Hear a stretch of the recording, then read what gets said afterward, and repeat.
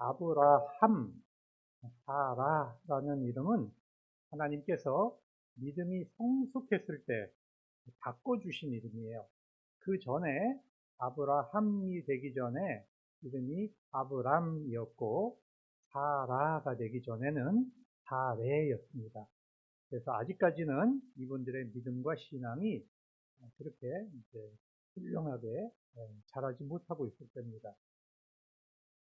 지난주에 우리가 창세기 15장에서 아브라함이 깊은 영적인 두려움 때문에 고민하고 있었다고 하는 것을 말씀을 드렸습니다. 자기의 몸은 자꾸 늙어가는데 자식은 생기지가 않았습니다. 그래서 하나님이 나에게 주신 언약이 무효가 되지는 않을까 염려하면서 이 마음속으로는 나의 충직한 종 엘리에셀을 내가 양자로 받아들여서 내가 자식 없이 죽으면 엘리에셀에게 모든 것을 물려줘야 되겠다, 이렇게 생각을 하고 있었습니다. 그런데 하나님께서 나타나셔서 아니다, 너의 몸에서 태어날 자라야 바로 상속자가 될 것이다, 그렇게 말씀을 해 주셨습니다. 그리고 하나님께서는 아브라함에게 놀라운 영적인 체험을 하도록 하셨는데, 하나님께서 연기 나는 횃불의 모습으로 이 쪼개진 재물 사이를 지나가시는 것입니다. 그래서 나는 반드시 언약을 지킨다. 내가 언약을 지키지 않으면 이 짐승들처럼 쪼개지더라도 내가 감당하겠다. 이렇게 충격적인 방법으로 아브라함에게 영적인 확신을 더하여 주셨습니다. 자, 아브라함은 이렇게 놀라운 영적인 체험을 하고 집으로 돌아왔어요. 감격도 있고 용기도 있었습니다. 현실로 돌아왔을 때 과연 모든 문제가 해결되어 있었을까요? 여러분, 우리는 종종 어려운 일을 당하면 기도원에 올라갑니다. 금식도 하고 기도하고 은혜 받고 기쁜 마음으로 집에 돌아오죠.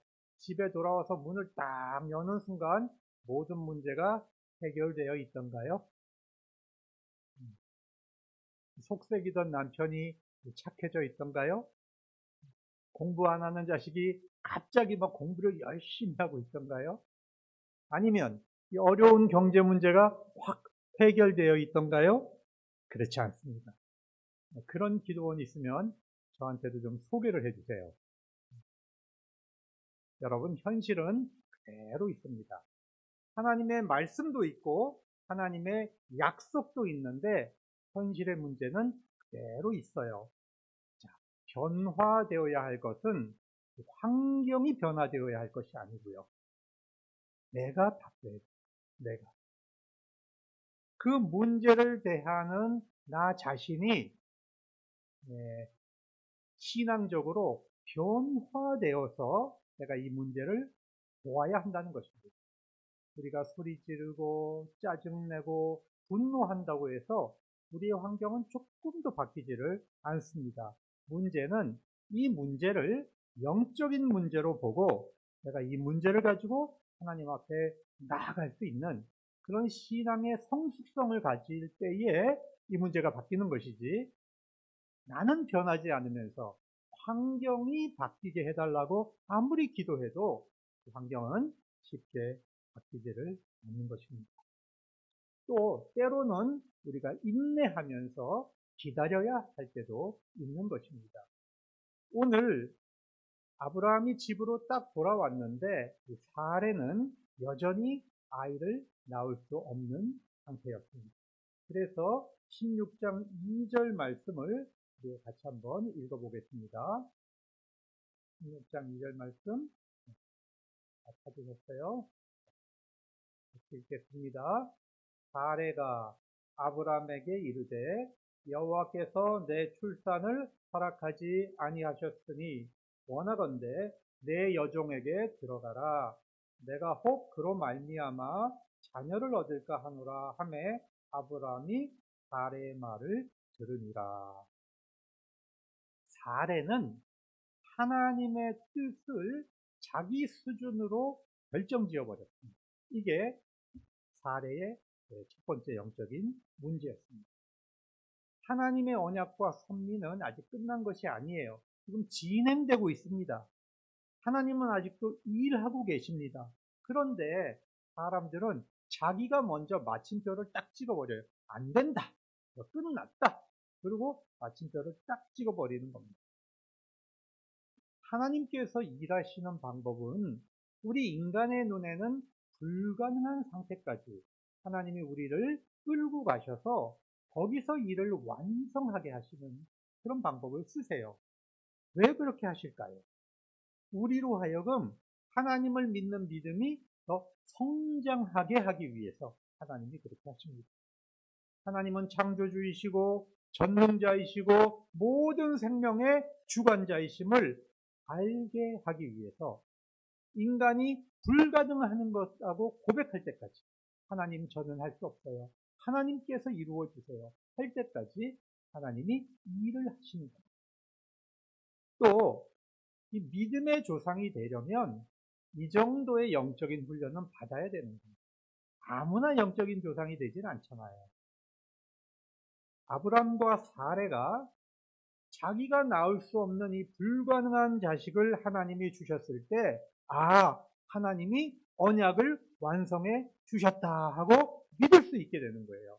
만약에 아브람과 사레가 자신들의 몸으로 아기를 낳을 수 있을 때 만약에 아기가 태어나면 우리가 아직 몸이 건강해서 우리가 아직 능력이 있어서 아기를 낳은 거지 이게 뭐 하나님이 주신 은총이고 선물이야 받아들이지를 않게 됩니다.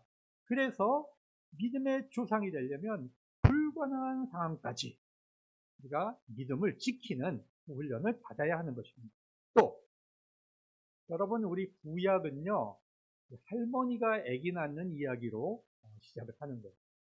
신약은 처녀가 아기 낳는 이야기로 시작이 되는 거죠.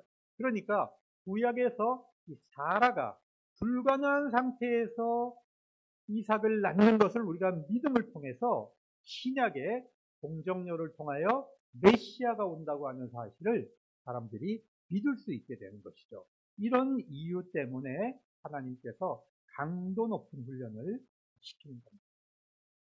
그래서 우리는 잘 해석이 되지 않고 이해가 되지 않는 상황을 만날 때에도 모든 것이 끝났어.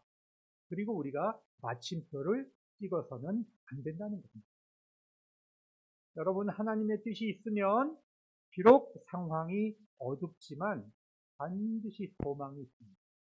그 안에는 반드시 하나님의 뜻이 있고 하나님의 뜻은 완성된다고 하는 것을 우리가 믿어야 하는 것입니다.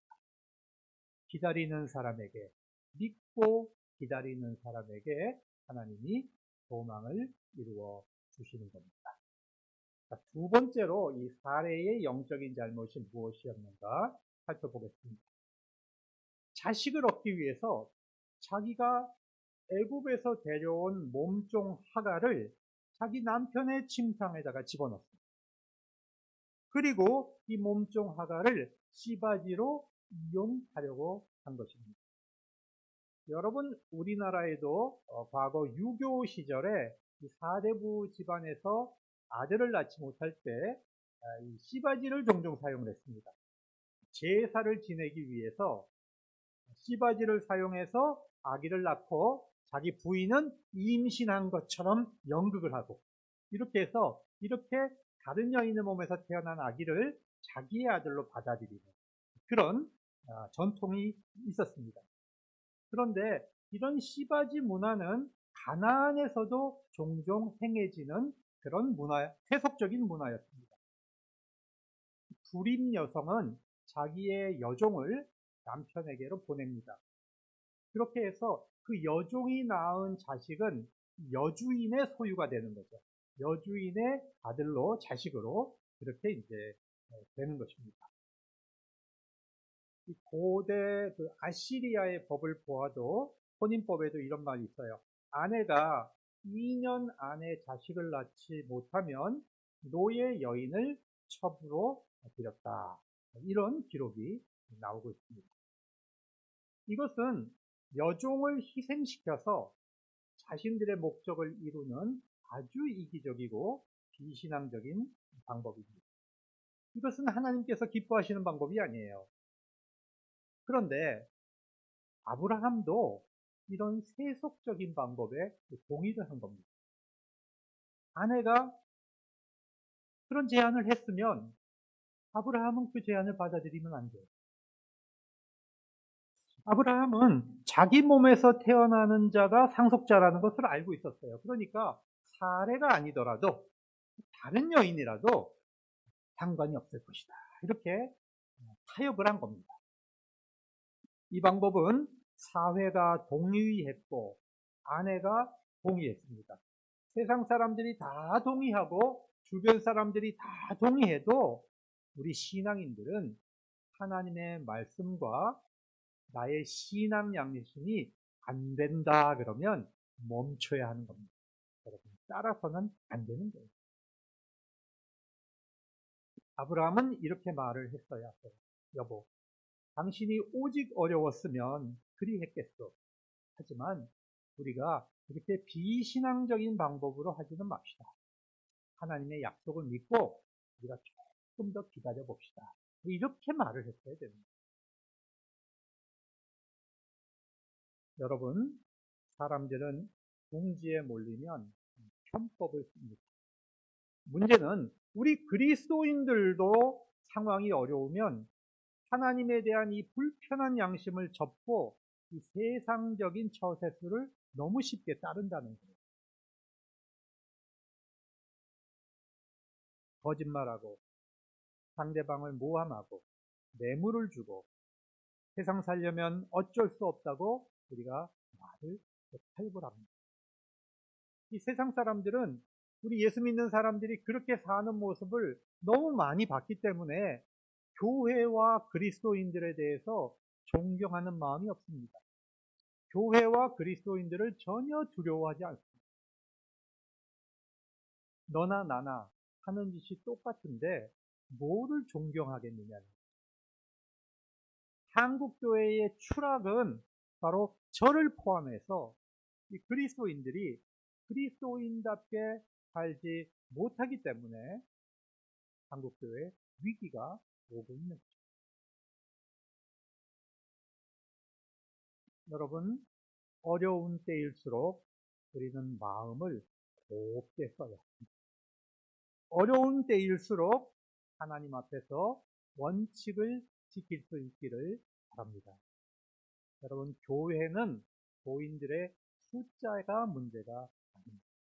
교인이 수천 명 되어도 수만 명 되어도 우리가 소금의 맛을 내지 못하면 예수님께서 뭐라 그러셨어요? 길가에 내버려져 사람들의 발에 밟힌다 그랬어요. 많은 사람들이 오늘날 한국교회를 아주 우습게 알고 우습게 밟고 있습니다. 이런 상황에서 바로 이 아브라함의 행동과 같은 행동을 한국교회가 해서는 안 되는 것입니다. 우리 원미동교회가 그리 크지 않아도 빛을 내고 소금의 맛을 낼 수 있다면 하나님이 그것을 기뻐하시고 그것을 통해서 우리 교회를 부흥시켜 가실 줄로 믿습니다. 지금 아브라함은 부름받은 지 10년이 지났습니다. 근데 아브라함의 신앙이 그렇게 크게 나아진 것 같지는 않아요. 여러분, 사람들이 나이 먹는다고 해서 교회 오래 다녔다고 해서 신앙이 그렇게 자라는 것 같지는 않습니다. 제가 친한 노래 강사가 하나 있는데 종종 이 노인정과 양로원에 가서 노래를 가르쳐 드리면서 봉사를 하는데 어르신들이요, 사탕 하나 가지고 싸운답니다. 왜 저 할망구는 좋은 사탕 주고 나는 이 맛없는 거 줬냐고 싸우신대요.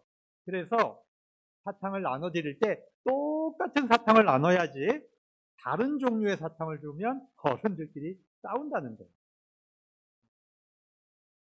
사탕도 똑같은 걸로 준비하고 상품도 똑같은 걸로 준비해야 이게 어른들끼리 싸움이 일어나지 않는다는 거죠.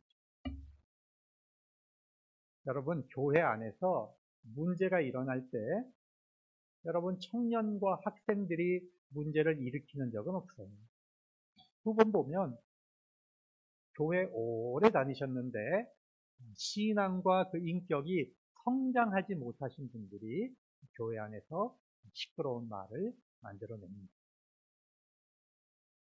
여러분, 우리는 말씀을 따라 하려고 몸부림을 쳐야 돼요. 우리가 하나님의 말씀을 들으면 그 말씀대로 내가 오늘 하루 살아봐야지, 일주일 한번 살아봐야지, 이렇게 결심을 하고 그 말씀을 기억하고 몸부림을 쳐야 돼요.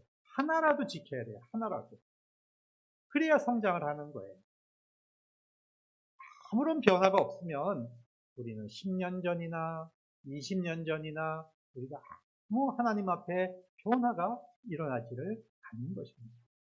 변화가 없으면 목사든 장로님이든 권사님이든 안수 집사님이든 아무 소용이 없는 거예요. 그렇죠?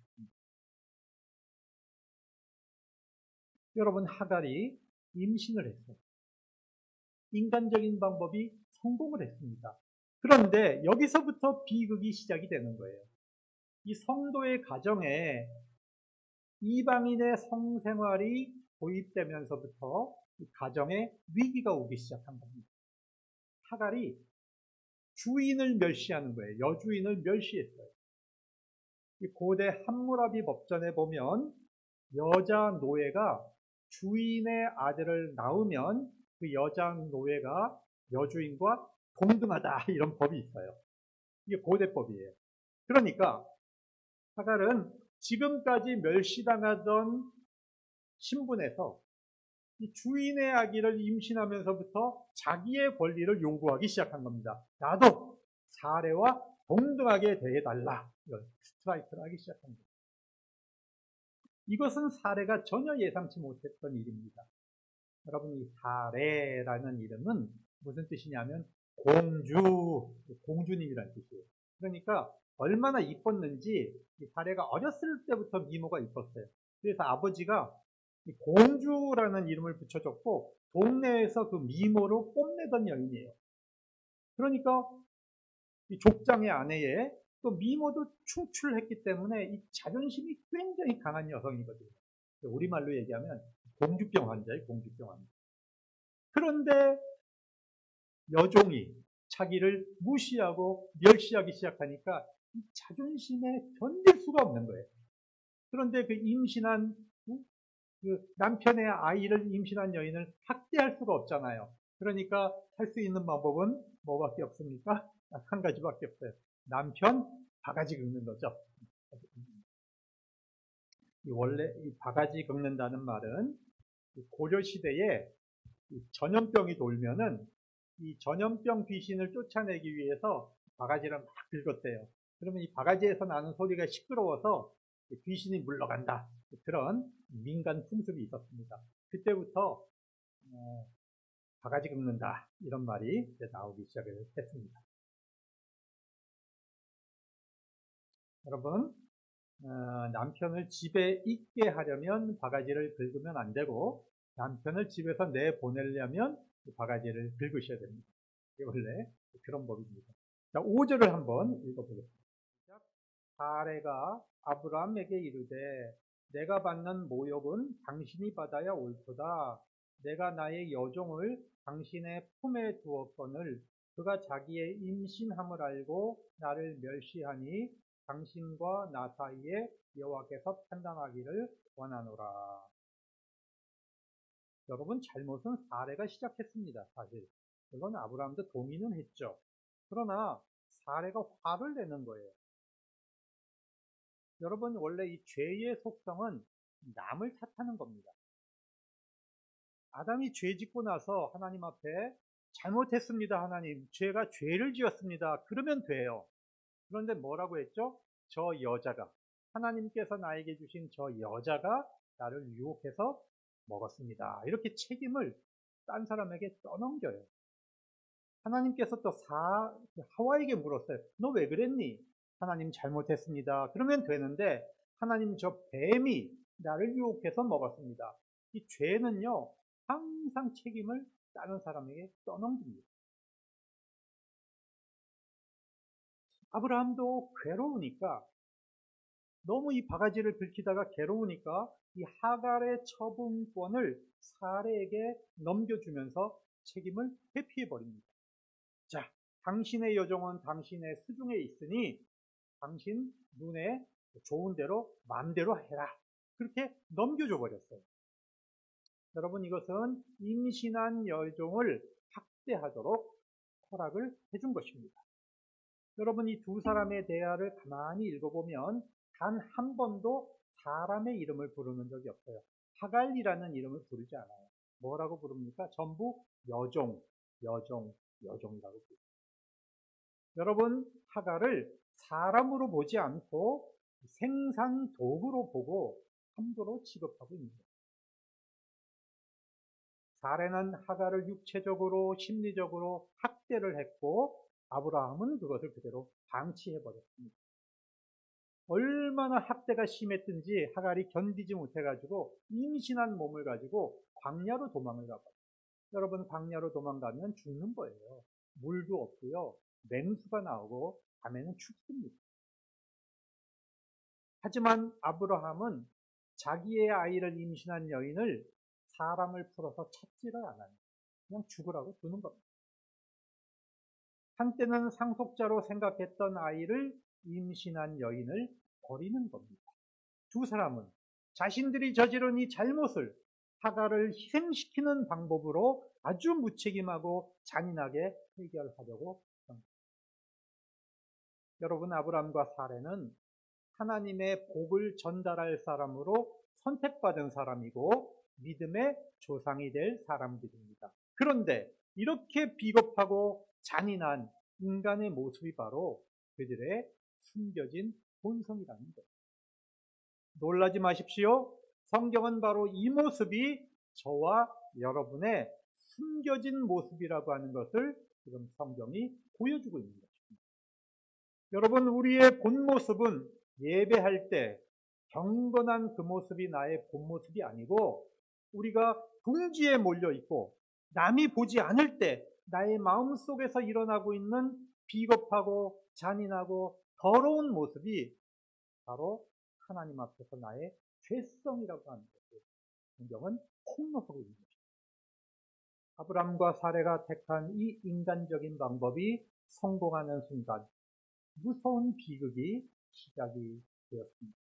여러분, 하갈을 통해 태어난 이 이스마엘이라는 아이는 아랍 쪽의 조상이 되어서 지금까지도 오늘날까지도 이스라엘과 원수가 되어 서로 전쟁을 하고 있습니다. 세계 모든 전쟁은 바로 이 유대인과 아랍 쪽의 전쟁에서 시작이 됩니다. 지금 테러와의 전쟁, 이 테러 모든 것들이 바로 여기서 시작이 됩니다. 하지만 하나님은 버림받은 하갈을 만나 주셨습니다. 하나님은 사자를 보내 하갈을 찾으셨습니다. 사레의 여종 하갈아 하고 부르셨습니다. 하나님은 하갈을 인격적으로 대하시고 사람으로 대하시고 품으십니다. 그들의 주인은 하갈을 인격적으로 대하지 않고 생산 도구로 사용하고 버렸지만 하나님께서는 그 버림받은 하갈을 하갈아 이름을 부르시면서 찾아가십니다. 그리고 하나님은 여주인 사레보다도 먼저 하갈에게 나타나셨습니다. 하갈은 지금까지 여호와 하나님께서 나의 주인의 하나님인 줄로만 알고 있었어요. 그런데 나를 찾아오시는 그 하나님을 만나면서 하갈은 그 하나님이 나의 하나님이라고 하는 것을 깨닫게, 나의 하나님, 나의 하나님. 주인의 하나님이 아니고 아브라함의 하나님, 이삭의 하나님, 야곱의 하나님이 아니고 그 하나님이 바로 나의 하나님이시라는 것을 여러분 깨닫습니다. 하갈이 만난 하나님은 인생의 방향을 알려주시는 하나님입니다. 하나님의 사자가 하갈에게 질문합니다. 사레의 여종 하갈아, 어디서 왔으며 어디로 가느냐? 여러분, 제가 이 말씀을 읽을 때 머릿속에 퍼뜩 떠오르는 유행가가 있었어요. 옛날에 그 최희준 씨가 부른 하숙생이라는 노래 있죠? 거기 보면 인생은 나그네 길 어디서 왔다가 어디로 가느냐 하는 그런 토막이 있어요. 여러분, 이건 인생의 공통의 질문입니다. 이 질문으로부터 철학이 나오고 이 질문으로부터 수많은 종교가 나오는 거예요. 우리가 어디로부터 와서 어디로 가는지 대답할 수 있는 사람이 과연 몇 명이나 있겠습니까? 그래서 하갈은 절반짜리 대답을 해요. 내 주인 여종 사례를 피하여 도망합니다. 그렇게 말해요. 하갈은 도망쳐 나온 것은 있어요. 그런데 지금 어디로 갈지는 모르는 거죠. 많은 인생들이 이렇게 살아요. 무엇인가로부터 도망쳐서 나왔는데 어디로 가야 할지는 모르는 것입니다. 여러분이 질문에 대답할 수 있는 사람이 되기를 기원합니다. 나는 하나님께로부터 와서 하나님의 영광을 위해 살다가 하나님께로 돌아갑니다. 이것이 바로 우리의 신앙의 목적이고 우리의 신앙의 방향인 것입니다. 하갈이 만난 하나님은 약자의 고통 소리를 들으셨습니다. 하나님께서는 하갈이 낳을 아이의 이름도 지어주셨어요. 이스마엘이라고 해라. 하나님이 들으셨다, 그런 뜻이에요.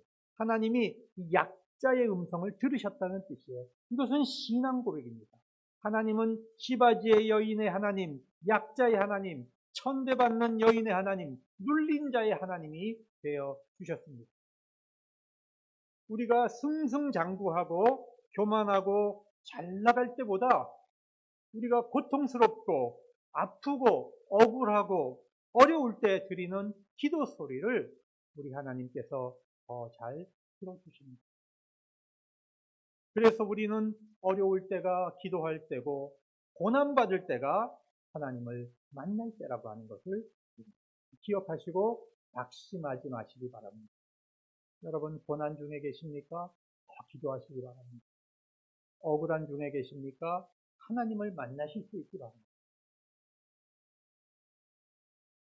하갈이 만난 하나님은 나를 돌보는 하나님, 엘로이라고 불렀습니다.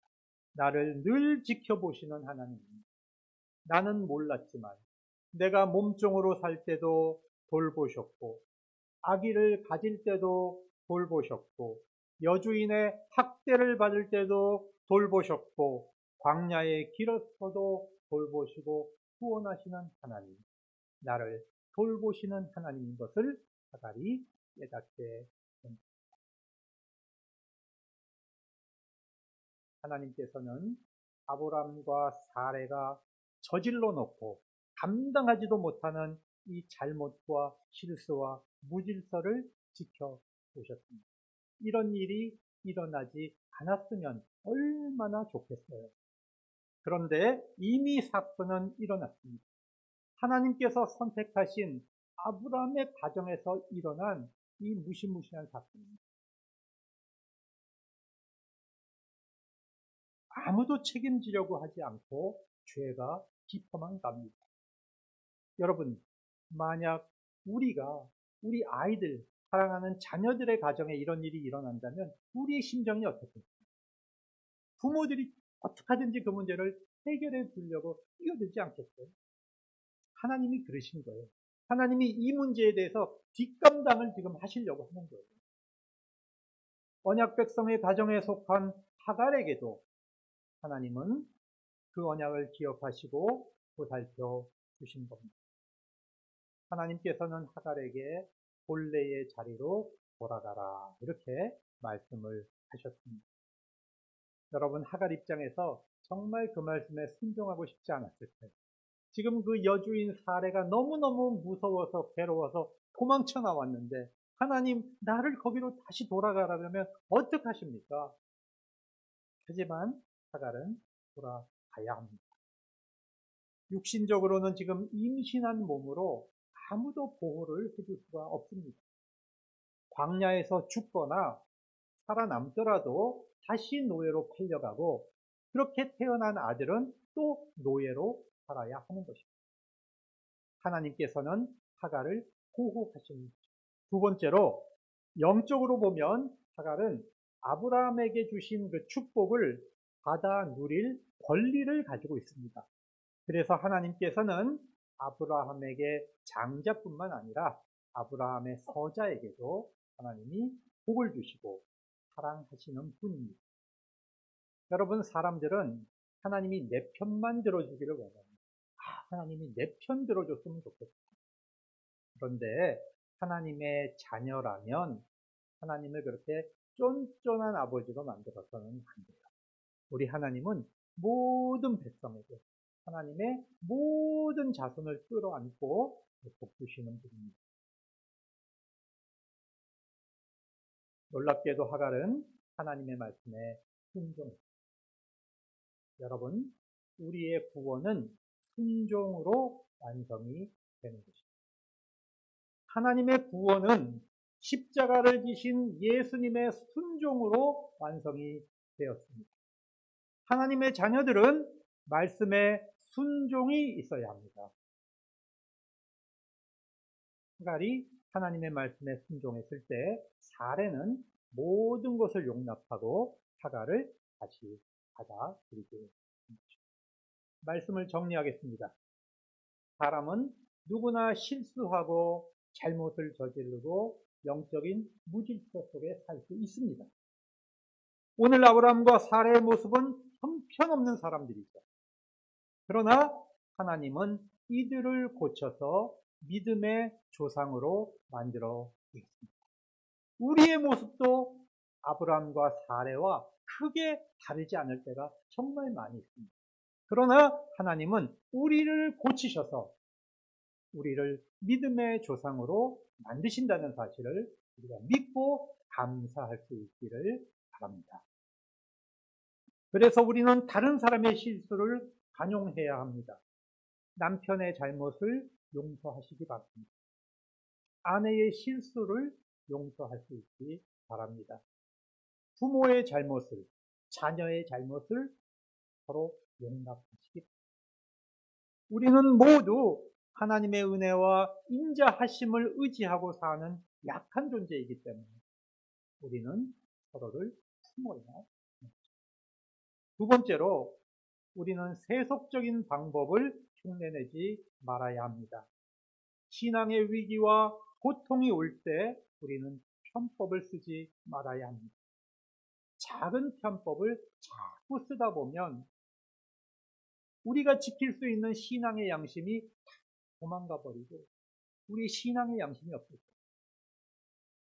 여러분, 어려워도 정도를 걷고 힘들어도 좁은 길을 갈 때 하나님께서 그 언약을 이루어 주시는 것입니다. 세 번째로 우리가 비록 실수하고 잘못해도 하나님이 계획하신 언약은 반드시 이루신다는 것을 우리가 믿어야 합니다. 아브라함과 사레의 잘못까지 하나님이 끌어안고 모든 것을 구원해 주셨습니다. 우리가 조금 실수하고 잘못하고 무너져도 우리가 용감하게 담대하게 하나님의 은혜의 보좌 앞으로 나아갈 수 있기 바랍니다. 여러분, 위축되지 마시고 뒤로 물러나 있지 마시고 하나님의 사랑을 믿고 그 품에 안길 수 있는 담대한 신앙을 가질 수 있기 바랍니다. 네 번째로 하나님은 약자의 간구를 들으시고 돌보시는 하나님, 나의 하나님, 하갈이 만난 하나님. 하나님은 약자의 소리를 우선적으로 들으십니다. 우리가 약할 때가 기도할 때입니다. 또한 교회가 약자를 버리면 하나님이 그 교회를 버리신다는 사실을 우리가 기억해야 합니다. 우리 원미동 교회가 정말 이 지역의 약한 사람들 끌어안는 예수님의 사랑이 충만한 그런 교회가 되었으면 정말 좋겠습니다. 그러면 하나님께서 우리 교회를 영적으로 정말 물질적으로도 풍요롭게 부흥시켜 주실 것을 믿습니다. 하나님은 하갈을 찾아가십니다. 교회가 하나님을 만나려면 우리가 하갈을 보살펴야 기도하겠습니다.